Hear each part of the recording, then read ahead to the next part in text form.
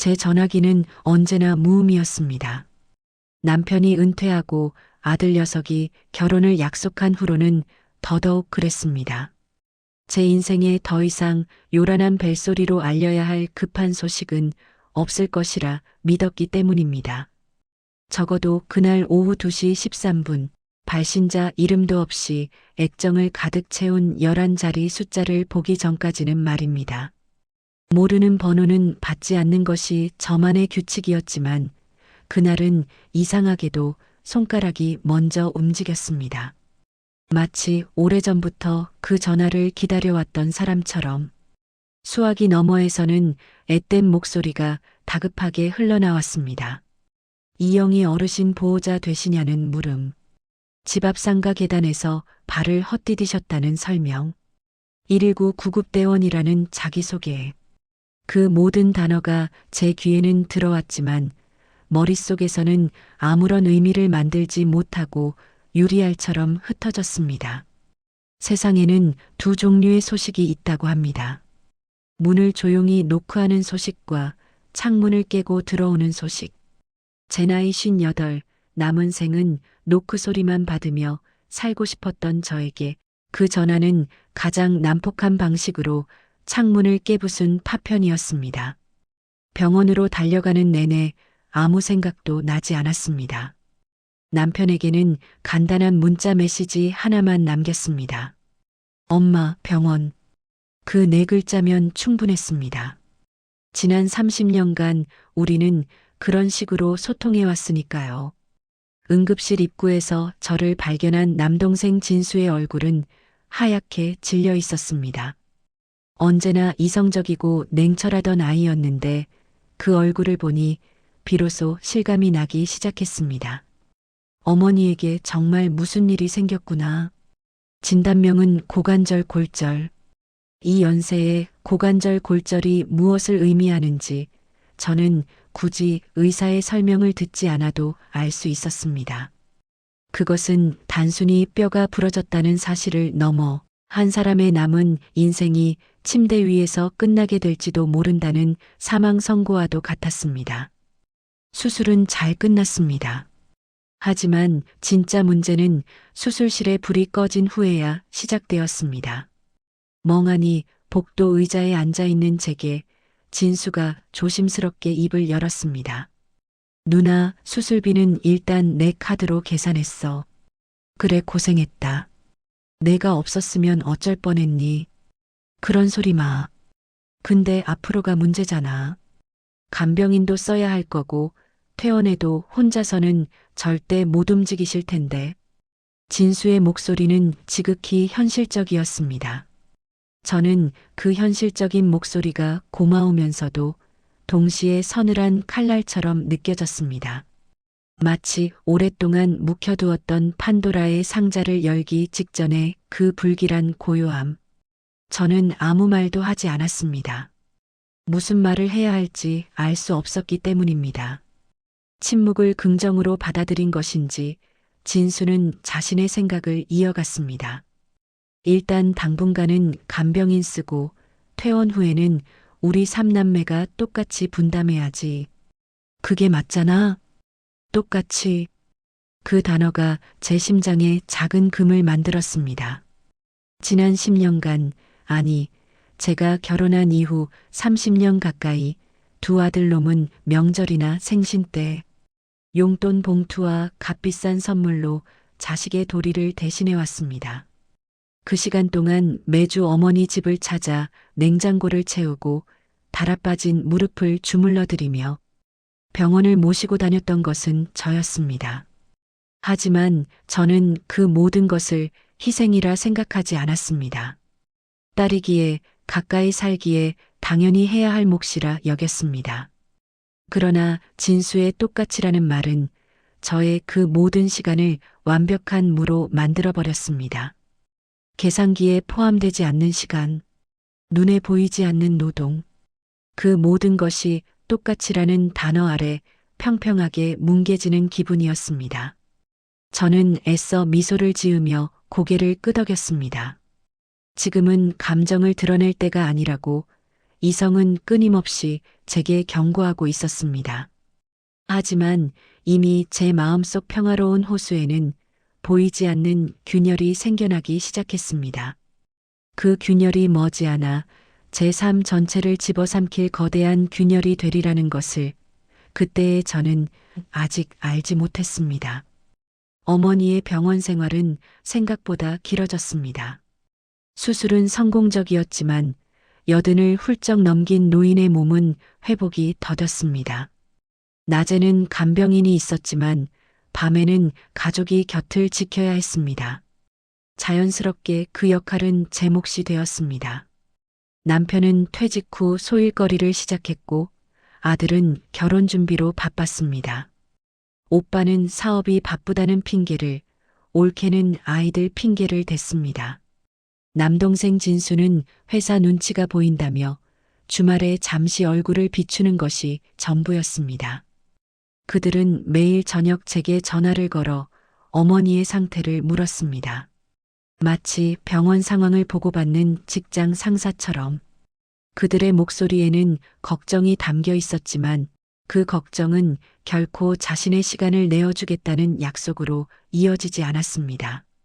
저는 좁은 간이 침대에서 새우잠을 자며 밤새 어머니의 기저귀를 갈고 끙끙 앓는 소리에 잠을 설쳤습니다. 제 몸이 부서져가는 것을 느꼈지만 누구에게도 힘들다는 말을 할 수 없었습니다. 힘들다고 말하는 순간 저는 정말로 힘든 사람이 되어버릴 것 같았습니다. 퇴원을 일주일 앞두고 진수의 제안으로 온 가족이 병원 근처 식당에 모였습니다. 오빠 내외와 진수, 그리고 저와 남편까지. 어머니 부양 문제라는 무거운 안건이 테이블 위에 올려졌습니다. 가장 먼저 입을 연 것은 오빠 진석이었습니다. 수진이 내가 그동안 고생이 많았다. 오빠가 바빠서 자주 와보지도 못하고 미안하다. 미안하긴. 오빠도 사는 게 바빴겠지. 그래서 말인데 앞으로는 우리도 가만히 있지 않을 거야. 일단 병원비랑 간병비 정산해서 3분의 1로 나누고 앞으로 매달 생활비도 똑같이 걷어서 드리자. 그게 깔끔하고 좋지 않겠어? 또다시 똑같이라는 말이 등장했습니다. 이번에는 오빠의 입에서였습니다. 저는 숟가락을 내려놓고 오빠를 바라보았습니다. 좋은 옷에 비싼 시계를 찬 오빠의 모습은 언제나처럼 당당했습니다.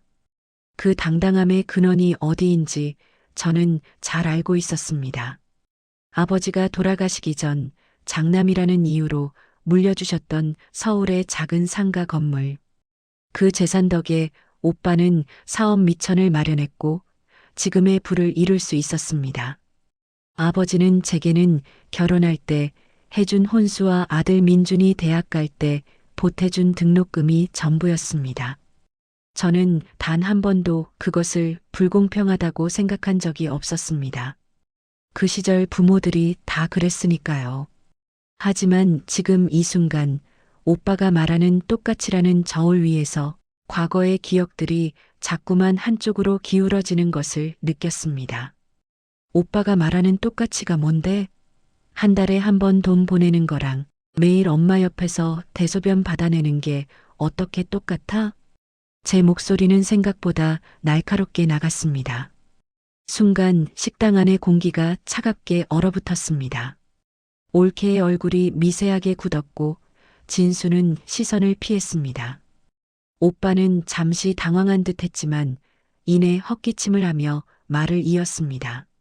수진아, 말을 왜 그렇게 하냐? 그럼 누가 그걸 하길 바랐다는 뜻이야? 그리고 솔직히 말해서 너희 아들 민준이 결혼할 때 아버지 집 증여해 주신 건 생각 안 나? 시세가 얼만데? 우리는 그런 거 하나도 받은 거 없어. 가슴이 철렁 내려앉았습니다. 아버지가 돌아가신 후 혼자 남은 어머니가 적적하고 위험하다며 저희 부부와 학가를 제안했던 것은 오빠와 진수였습니다. 낡은 단독주택을 처분하고 그 돈으로 저희 아파트 바로 옆동에 작은 아파트를 얻어들였습니다. 남은 돈은 아들 민준의 결혼 자금에 보태라며 어머니가 쥐어주신 것이었습니다. 그 모든 과정을 상의해 놓고 이제 와서 그것을 제가 받은 특별한 혜택처럼 말하는 오빠의 태도에 말문이 막혔습니다. 그럼 오빠는 아버지한테 받은 상가는? 그거 지금 얼마인데? 그건 옛날 얘기고 아버지가 장남한테 물려주신 걸 왜 이제 와서 꺼내? 그리고 재수 씨는 아직 직장 다니고 애들 챙기느라 바빠. 내가 그래도 우리 중에 시간이 제일 많지 않으냐? 시간이 제일 많다는 말. 그것은 전업주부인 제 삶에 대한 완벽한 모독이었습니다. 남편의 삼시세끼를 챙기고 쓸고 닦고 장을 보고 아들의 결혼 준비를 돕는 저의 하루가 그들에게는 그저 남는 시간으로 보였던 것입니다. 저는 더 이상 참을 수 없었습니다. 분노가 머리끝까지 차올랐습니다. 시간이 많다고? 그래, 내 시간은 돈으로 계산이 안 되니 그냥 공짜인 줄 아나 보네. 오빠는 그 잘난 돈으로 효도 다 했다고 생각하지? 그럼 그 돈으로 사람 사서 써. 나는 이제 더는 못해. 저는 그대로 자리에서 일어나 식당을 나와버렸습니다. 등 뒤로 저를 부르는 남편의 목소리가 들렸지만 돌아보지 않았습니다. 차가운 밤 공기가 폐부 깊숙이 들어와 박혔습니다. 서러움에 눈물이 쏟아졌습니다. 지난 세월 가족이라는 이름 아래 당연하게 여겨왔던 저의 모든 헌신이 돈이라는 저울 위에서 얼마나 가볍게 취급되는지를 뼈저리게 깨달은 밤이었습니다. 그날 이후 우리 형제들 사이에는 얼음장 같은 침묵이 흘렀습니다. 오빠는 더 이상 전화를 하지 않았고 진수는 누나 일단 진정하고 다시 얘기하자는 문자 메시지만 보내왔습니다. 어머니의 퇴원 날짜는 시시각각 다가오는데 아무것도 결정된 것이 없었습니다. 불안하고 답답한 마음에 밤잠을 설쳤습니다. 결국 어머니는 퇴원 후 저희 집으로 오셨습니다. 거실 한쪽에 의료용 침대를 놓고 온갖 복지용구를 드렸습니다. 집은 순식간에 작은 병실처럼 변해버렸습니다. 남편은 묵묵히 저를 도왔지만 그의 얼굴에도 피곤한 기색이 역력했습니다. 저는 하루 3번 어머니의 약을 챙기고 식사를 수발하고 기저귀를 갈고 밤새 끙끙 앓는 어머니의 등을 쓸어드렸습니다. 제 인생은 온전히 사라지고 오직 이영희 여사의 딸 김수진만 남았습니다. 몸이 힘든 것보다 더 괴로운 것은 정신적인 압박감이었습니다. 어머니는 밤낮이 바뀌어 새벽 내내 잠을 못 이루고 사람을 찾았습니다. 가끔은 정신이 오락가락하시는지 저를 알아보지 못하고 아가씨는 누구냐고 묻기도 했습니다. 그럴 때마다 제 가슴은 무너져 내렸습니다. 한때는 세상에서 가장 강하고 총명했던 나의 엄마가 서서히 자신을 잃어가는 모습을 지켜보는 것은 끔찍한 고통이었습니다. 그러던 어느 날 오빠에게서 전화가 걸려왔습니다. 한참 만에 연락이었습니다. 저는 껄끄러운 마음을 누르고 전화를 받았습니다. 오빠. 어머니는 좀 어떠시냐? 그냥 그렇지 뭐. 어제는 밤새 한숨도 못 주무셨어. 제 목소리에는 저도 모르게 지친 기색이 묻어났습니다. 그것을 간파한 듯 오빠는 기다렸다는 듯이 본론을 꺼냈습니다. 수진아, 너도 힘들고 제부도 힘들고 이렇게 계속 가는 건 아닌 것 같다. 솔직히 터놓고 말하자. 우리 중에 엄마 24시간 돌볼 수 있는 사람 있어?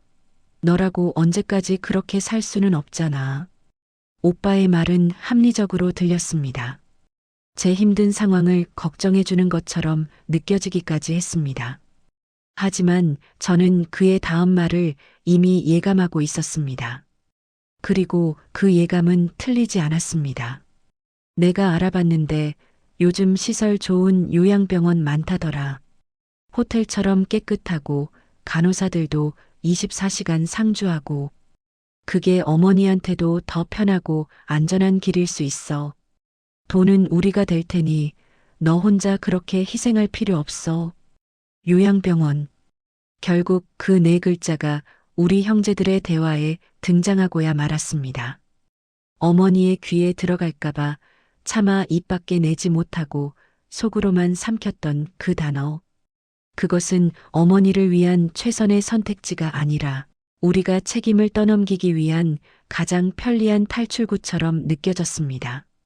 돈은 우리가 댈 테니 내가 희생할 필요 없어. 오빠의 말은 저를 위한 배려인 척 포장되어 있었지만 그 속에는 이제 그만 너의 희생을 핑계로 우리를 불편하게 만들지 말라는 차가운 가시가 숨어 있었습니다. 분노가 다시 치밀어 올랐습니다. 희생? 오빠한테는 엄마를 돌보는 게 희생이었구나. 나는 단 한 번도 그렇게 생각해 본 적 없어. 엄마가 어떻게 살아오셨는데 이제 와서 낯선 사람들 손에 맡기라고? 그게 자식된 도리야? 야, 너 왜 또 그렇게 흥분을 해? 이게 너 혼자만의 엄마야? 우리 엄마이기도 하다고. 감정적으로만 생각하지 말고 이성적으로 판단을 해야지. 그게 모두를 위한 길이야. 모두를 위한 길? 아니, 오빠랑 진수, 당신들 편하자고 하는 소리겠지. 돈만 보내면 끝이라고 생각하는 그 아니란 생각. 정말 지긋지긋해. 차라리 솔직하게 말해. 엄마 돌보기 싫다고, 귀찮다고. 저는 고함을 지르며 전화를 끊어버렸습니다. 손이 부들부들 떨렸습니다. 거실 침대에 누워 계신 어머니가 무슨 소리냐는 듯 저를 쳐다보고 계셨습니다. 저는 차마 어머니의 얼굴을 볼 수가 없었습니다. 방으로 들어와 문을 닫고 소리 죽여 울었습니다. 저는 알고 있었습니다. 오빠의 말이 현실적으로는 틀리지 않았다는 것을. 저 역시 하루에도 몇 번씩 모든 것을 내려놓고 도망치고 싶다는 생각을 했으니까요. 하지만 그것을 오빠의 입을 통해 듣는 것은 전혀 다른 문제였습니다. 그것은 어머니의 존엄성과 저의 헌신에 대한 모독이었습니다. 그날 밤 저는 자식이라는 이름의 무게가 이토록 버겁고 형제라는 핏줄이 이토록 차가울 수 있다는 사실에 절망했습니다. 그날 밤 저는 한숨도 잠을 이룰 수 없었습니다. 분노와 서운함, 배신감 같은 격한 감정들이 폭풍처럼 휘몰아치고 지나간 자리에 텅 빈 공허함과 깊은 피로감만이 남았습니다. 거실에서 들려오는 어머니의 작은 뒤척임 소리에도 신경이 곤두섰습니다. 옆에서 자는 남편의 고른 숨소리가 야속하게 느껴지기까지 했습니다. 이 거대한 문제 속에서 저는 완벽하게 혼자였습니다. 깜깜한 어둠 속에서 천장을 바라보며 생각했습니다. 오빠를, 진수를 원망하는 마음은 여전했지만 그 감정만으로는 아무것도 해결할 수 없다는 것을 깨달았습니다. 그들의 말처럼 이것은 저 혼자만의 어머니가 아니었습니다. 하지만 동시에 저 혼자만의 인생도 아니었습니다. 이대로 가다가는 어머니도 저도 우리 가족 모두가 함께 불행해질 것이 분명했습니다. 분노와 서운함이 파도처럼 가라앉자 비로소 다른 것들이 보이기 시작했습니다. 전화기 너머로 들려왔던 오빠의 불안한 목소리, 어떻게든 상황을 중재해보려 애쓰던 진수의 지친 얼굴, 그리고 이 모든 짐을 홀로 짊어지다 결국엔 아무것도 남지 않게 될 제 자신의 미래. 어쩌면 그들 역시 저처럼 두려운 것일지도 모릅니다. 부모의 늙음과 죽음을 마주하는 것에 대한 두려움, 끝없이 들어갈 돈에 대한 두려움, 그리고 자신의 삶을 저당 잡혀야 한다는 두려움. 표현 방식이 서툴고 이기적이었을 뿐, 그 공포의 본질은 우리 모두 같을 것이라는 생각이 들었습니다. 저는 조용히 자리에서 일어나 서재로 향했습니다. 낡은 컴퓨터의 전원을 켜자 웅 하는 소리와 함께 희미한 불빛이 어둠을 갈랐습니다. 마치 망망대해에서 발견한 작은 등대 불빛 같았습니다. 저는 자판 위에 손을 올리고 한 글자 한 글자 검색어를 입력하기 시작했습니다. 노인장기요양보험. 들어는 봤지만 한 번도 제대로 알아본 적 없는 단어였습니다. 이어서 가족요양급여, 재가복지서비스, 방문, 요양, 주간보호센터 낯선 용어들이 화면을 가득 메웠습니다. 새벽이 밝아올 때까지 저는 미친 듯이 정보를 찾아 읽고 정리했습니다. 복잡한 서류와 규정들을 이해하기는 쉽지 않았지만 포기할 수 없었습니다. 이것은 더 이상 감정 싸움으로 풀 문제가 아니었습니다. 정확한 정보와 현실적인 대안을 가지고 맞서야 했습니다. 저는 더 이상 상처받은 피해자가 아니라 이 문제의 해결을 주도하는 설계자가 되어야겠다고 다짐했습니다. 다음 날 아침, 저는 남편에게 밤새 정리한 자료들을 보여주었습니다. 남편은 꼼꼼히 서류를 읽어보더니 말없이 제 어깨를 두드려 주었습니다. 당신 밤샜구나. 혼자 얼마나 힘들었어. 힘들다고 주저앉아 있을 수만은 없잖아. 나도 살아야지. 엄마도 살게 해드려야 하고. 그래, 맞아. 당신 말이 맞아. 이건 감정적으로만 매달릴 일이 아니었어. 당신이 중심을 잡아야 해. 내가 옆에서 도울게. 뭐부터 하면 될까? 남편의 따뜻한 지지는 제게 큰 힘이 되었습니다. 저는 가장 먼저 국민건강보험공단에 전화를 걸어 어머니의 장기요양 등급 신청 절차에 대해 문의했습니다. 상담원은 친절하고 상세하게 설명해 주었습니다. 이미 어머니는 병원에 입원했었기 때문에 절차는 생각보다 복잡하지 않았습니다. 희미한 길이 보이기 시작했습니다. 아직은 안개가 자욱한 좁은 길이었지만 분명히 앞으로 나아갈 수 있는 길이었습니다. 저는 그날 오후 오빠와 진수에게 단체 문자 메시지를 보냈습니다. 이번 주 토요일 오후 2시 우리 집에서 보자. 중요한 할 얘기가 있어. 감정적인 얘기는 안 할 테니 무조건 참석해. 메시지는 짧고 단호했습니다. 더 이상 그들의 감정에 휘둘리거나 상처받은 동생의 역할을 하지 않겠다는 저의 선언이었습니다. 이제 이 지긋지긋한 싸움의 판을 바꾸어야 할 시간이었습니다. 약속한 토요일 오후 오빠와 진수가 무거운 표정으로 저희 집에 들어섰습니다. 지난번 식당에서의 일이 마음에 걸리는지 두 사람 모두 제 눈치를 살폈습니다. 저는 아무렇지 않은 척 두 사람을 거실 테이블로 안내했습니다. 테이블 위에는 제가 밤새 정리한 서류 뭉치와 노트북이 놓여 있었습니다. 남편은 말없이 과일과 차를 내왔고 곧 자리를 비켜주었습니다. 무겁고 어색한 침묵이 흘렀습니다. 누나, 할 얘기라는 게 뭔데? 진수가 먼저 입을 열었습니다. 저는 심호흡을 한번 하고 의자를 당겨 앉았습니다. 그리고는 오빠와 진수의 눈을 똑바로 쳐다보며 말했습니다. 지난번처럼 싸우자고 부른 거 아니야. 이제 우리도 현실을 좀 보자. 감정 싸움은 아무 소용없다는 거 다들 알잖아. 저는 가장 먼저 서류 한 장을 두 사람 앞에 내밀었습니다. 이거 어머니 장기요양 등급 신청 서류야. 내가 어제 공단에 전화해서 다 알아봤어. 아마 3등급 정도 나오실 것 같대. 3등급이면 우리가 받을 수 있는 정부 지원이 이 정도야. 저는 노트북 화면을 돌려 장기요양보험 홈페이지를 보여주었습니다. 방문요양, 주간보호, 복지용구 대여 등 등급에 따라 이용할 수 있는 서비스와 본인 부담금 액수가 자세히 정리되어 있었습니다.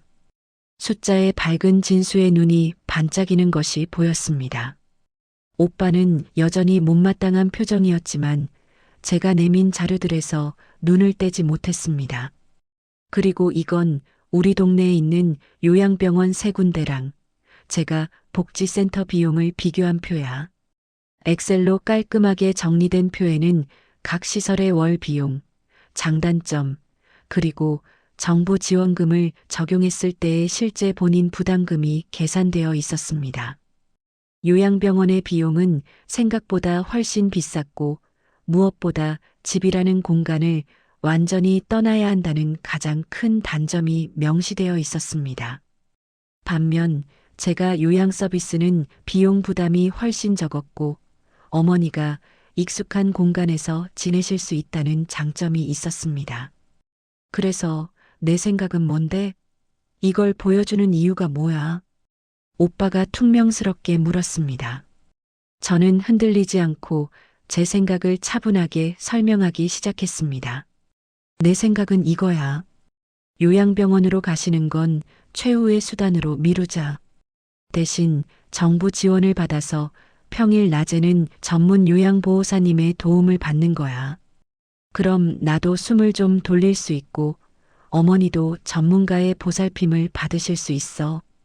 요양보호사 그럼 비용은 얼마나 드는데? 내가 계산해 봤는데 정부 지원받고 나면 한 달에 80만 원 정도 들 것 같아. 물론 식비나 기저귀 값 같은 생활비는 별도고. 이건 우리가 3분의 1씩 나누면 돼. 한 사람당 월 30만 원이 채 안 되는 돈이야. 월 30만 원. 그 구체적인 액수가 나오자 두 사람의 표정이 미세하게 변했습니다. 그들이 막연하게 두려워했던 밑빠진 독에 물 붓기 식의 지출이 아니라는 사실이 그들의 마음을 조금 움직인 것 같았습니다. 진수가 고개를 끄덕였습니다. 그 정도면 부담스러운 액수는 아니네. 생각보다 지원이 많구나. 응. 우리가 그동안 너무 몰랐던 거야. 찾아보면 방법이 있는데 서로 미루고 감정만 내세우고 있었던 거지. 분위기는 확실히 부드러워졌습니다. 감정이 배제되고 숫자가 그 자리를 대신하자 대화는 놀랍도록 이성적으로 흘러갔습니다. 하지만 저는 여기서 멈추지 않았습니다. 돈 문제는 시작에 불과하다는 것을 알고 있었기 때문입니다. 진짜 중요한 문제는 아직 꺼내지도 않았습니다. 저는 서류 뭉치 가장 아래에 있던 종이 한 장을 더 꺼내 테이블 위에 올려놓았습니다. 그 종이 위에는 역할 분담 협의서라는 제목이 인쇄되어 있었습니다. 역할 분담 협의서라는 제목을 본 오빠의 미간이 살짝 찌푸려졌습니다. 마치 성가신 계약서라도 받아든 사람의 표정이었습니다. 저는 아랑곳하지 않고 말을 이어갔습니다. 돈 문제는 이걸로 정리됐다고 생각해. 하지만 부모님 부양은 돈만으로 끝나는 게 아니야. 우리 각자가 할 수 있는 역할을 나눠야 해. 그게 진짜 똑같이 책임을 지는 거라고 생각해. 저는 협의서의 첫 번째 항목을 손가락으로 가리켰습니다. 첫째, 금전적 지원. 이건 방금 얘기한 대로 요양보호사 비용과 생활비를 합쳐서 매달 각자 30만 원씩 내는 걸로 하자. 모든 지출 내역은 내가 가계부 어플로 투명하게 공유할게. 알았어. 그건 합리적이네. 둘째, 역할 분담. 이게 제일 중요해. 저는 오빠를 똑바로 쳐다보았습니다. 오빠는 시간이 비교적 자유로운 편이잖아. 앞으로 어머니 병원 진료는 오빠가 전담해서 모시고 다녀줘. 예약 잡고 병원 모시고 가서 의사 선생님 말씀 듣고 약 타오는 것까지 오빠가 해줬으면 좋겠어. 내가 그걸 어떻게 매번 나도 일이 있는데. 매번이 아니야. 한 달에 한두 번이야. 그 정도 시간도 못 내.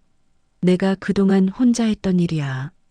오빠 차가 크고 편하니까 어머니 모시기도 더 좋을 거고. 이건 오빠가 맡아줘. 제 목소리는 단호했습니다. 더 이상 부탁이나 하소연이 아니었습니다. 명확한 역할에 대한 요구였습니다. 오빠는 잠시 망설였지만 뚜렷한 반대 명분을 찾지 못하는 듯 입을 다물었습니다. 저는 시선을 진수에게로 돌렸습니다. 진수, 너는 꼼꼼하고 서류 작업 잘하잖아. 앞으로 어머니 관련해서 필요한 모든 행정 업무는 내가 맡아. 장기요양보험 갱신 신청이나 관공서에 제출할 서류들, 연말정산 의료비 신청 같은 것들. 이런 게 은근히 사람 신경 쓰이게 하는 일이거든. 이건 내가 전담해줘. 행정 업무라 알았어. 그건 내가 할 수 있지. 그리고 나는 지금까지처럼 어머니 옆에서 전반적인 돌봄을 책임질게. 요양보호사님 오시는 시간을 제외한 평일 저녁과 주말 동안은 내가 어머니를 돌볼 거야. 대신 한 달에 2번, 주말은 나도 자유시간을 좀 줬으면 좋겠어. 그 2번의 주말은 오빠랑 진수가 번갈아 가면서 집으로 와서 어머니를 돌봐줘. 잠은 자고 가지 않아도 돼. 토요일, 일요일 낮 시간만이라도 와서 엄마 곁에 있어줘. 제 제안에 2사람은 잠시 말을 잇지 못했습니다. 돈을 내는 것까지는 동의했지만 자신의 시간을 직접 써야 한다는 사실 앞에서는 주저하는 기색이 역력했습니다. 저는 그들의 마음을 모르는 바가 아니었습니다. 그래서 마지막 카드를 꺼내 들었습니다. 우리가 이렇게 각자의 역할을 기록하고 지키는 건 단지 엄마를 편하게 모시기 위해서만이 아니야. 이건 나중에 아주 먼 훗날의 문제를 위해서이기도 해. 저는 상속이라는 단어를 직접 입에 올리지 않았습니다. 하지만 먼 훗날의 문제라는 말만으로도 2사람은 그 의미를 정확하게 알아들었습니다. 부모 부양의 기여도는 훗날 상속 재산 분할의 중요한 기여분으로 인정받을 수 있다는 사실을 그들 역시 어렴풋이 알고 있었을 것입니다. 나는 우리가 쓴 돈, 시간, 노력, 그 모든 것을 기록으로 남겨야 한다고 생각해. 누구는 돈만 내고, 누구는 몸으로만 때우고, 그런 억울한 감정이 쌓이면 결국 형제 관계는 끝나는 거야. 서로의 노력을 인정하고 존중하기 위해서라도 우리에겐 이런 약속이 필요해. 제 말에 오빠와 진수는 더 이상 아무 말도 하지 못했습니다. 그것은 그들의 이기심을 정확히 관통하는 가장 현실적인 논리였기 때문입니다. 결국 오빠가 마지못해 고개를 끄덕였습니다. 알았다. 그렇게 하자. 대신 너도 우리가 하는 일에 대해서 일일이 간섭하거나 불평하기 없기다. 당연하지. 각자 맡은 역할은 서로 믿고 존중해 주는 거야. 그렇게 우리 3남매는 처음으로 어른들의 방식대로 약속을 했습니다. 그것은 뜨거운 화해나 눈물의 다짐 같은 드라마틱한 장면은 아니었습니다. 오히려 차갑고 계산적인 계약에 가까웠습니다. 하지만 저는 그것이 최선이라고 생각했습니다.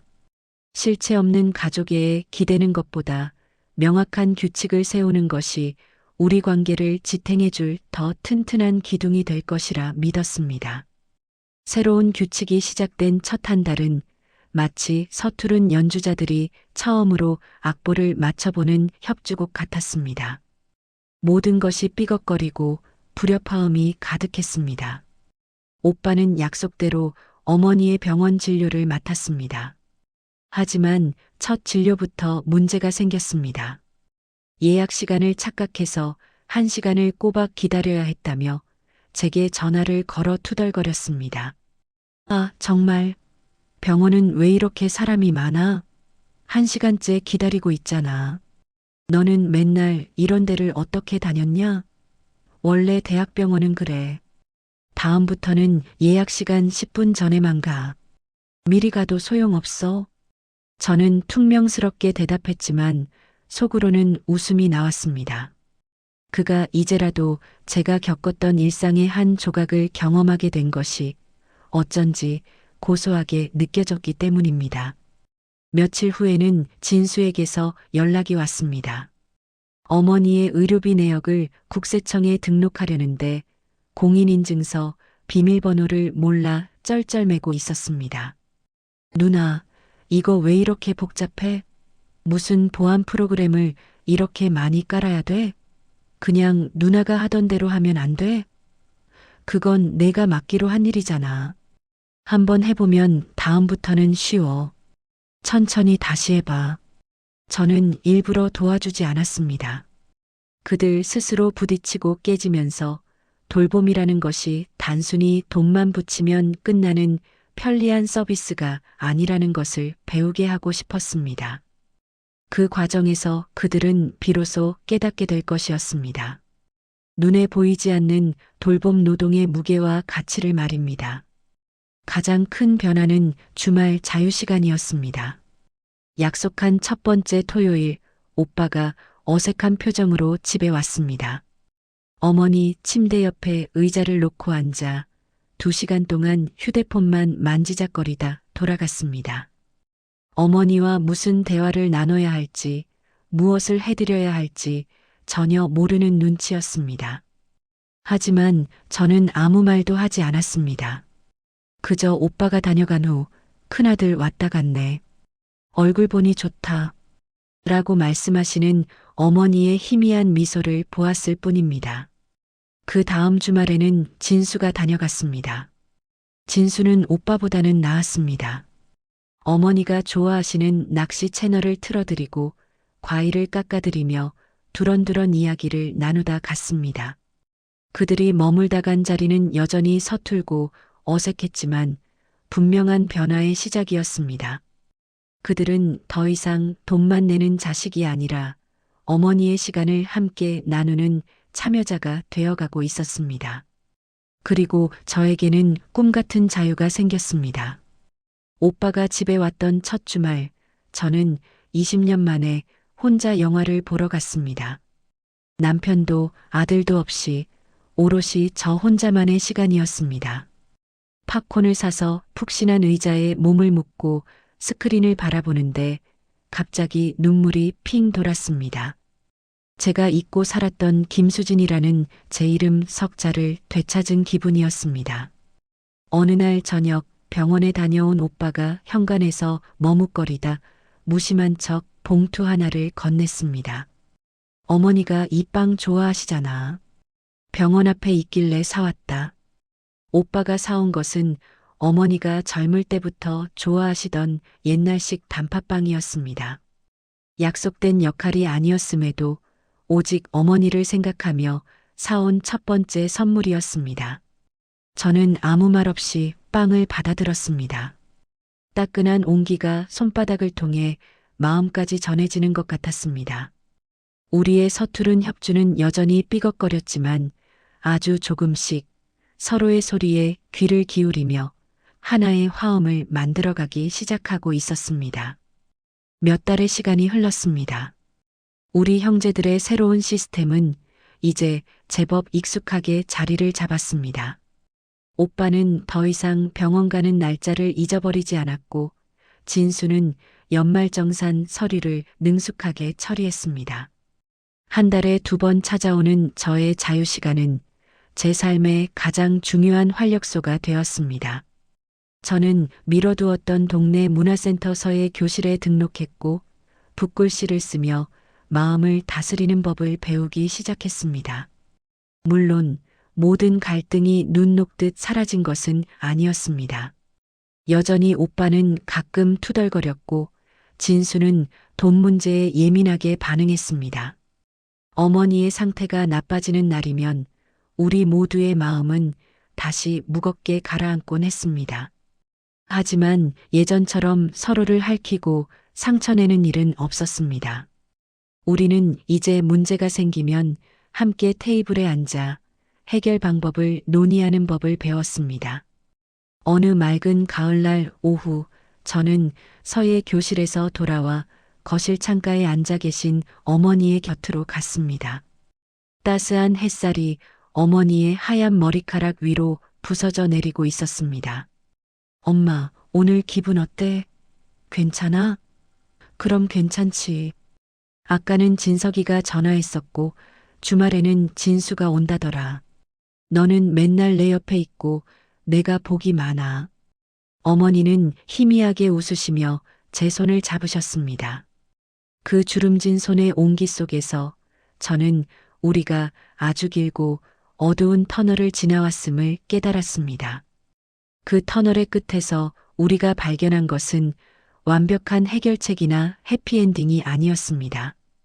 그것은 그저 서로의 짐을 조금씩 나누어 들고 조금 덜 힘들게 함께 걸어가는 방법이었습니다. 저는 깨달았습니다.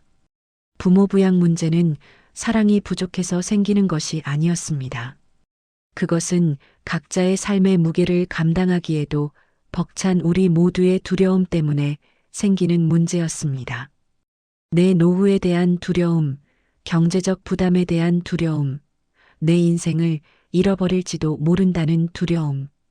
우리는 그 두려움 때문에 서로에게 상처를 주고 가장 가까운 사이를 원수처럼 만들었던 것입니다. 저는 금이 간 거울 앞에 서 있는 기분입니다. 한번 금이 간 거울은 결코 예전처럼 완벽한 모습을 비출 수 없습니다. 우리 형제들의 관계도 마찬가지일 것입니다. 그날의 상처와 서운함은 희미한 흔적으로 남아 평생 우리 사이에 존재할지도 모릅니다. 하지만 이제 저는 그 금을 원망하지 않습니다. 그 균열을 통해 우리는 비로소 서로의 민낯을 마주볼 수 있었고 서툴지만 어른의 방식으로 관계를 맺는 법을 배울 수 있었습니다. 어머니의 희미해진 미소 속에서 저는 우리 형제들이 비로소 함께 어른이 되어가는 과정을 봅니다. 그것으로 충분하다고 저는 생각합니다. 여러분의 이야기는 어떻습니까? 부모님과 형제들과 어떤 시간을 보내고 계신가요? 어쩌면 지금 말 못할 서운함과 무거운 책임감으로 홀로 힘든 시간을 보내고 있는 분도 계실지 모르겠습니다. 댓글을 통해 여러분의 소중한 경험과 지혜를 나눠주세요. 여러분의 이야기가 누군가에게는 따뜻한 위로와 용기가 될 수 있습니다. 구독과 좋아요는 저희 사람 사는 이야기 채널에 아주 큰 힘이 됩니다. 지금까지 들어주셔서 진심으로 감사합니다.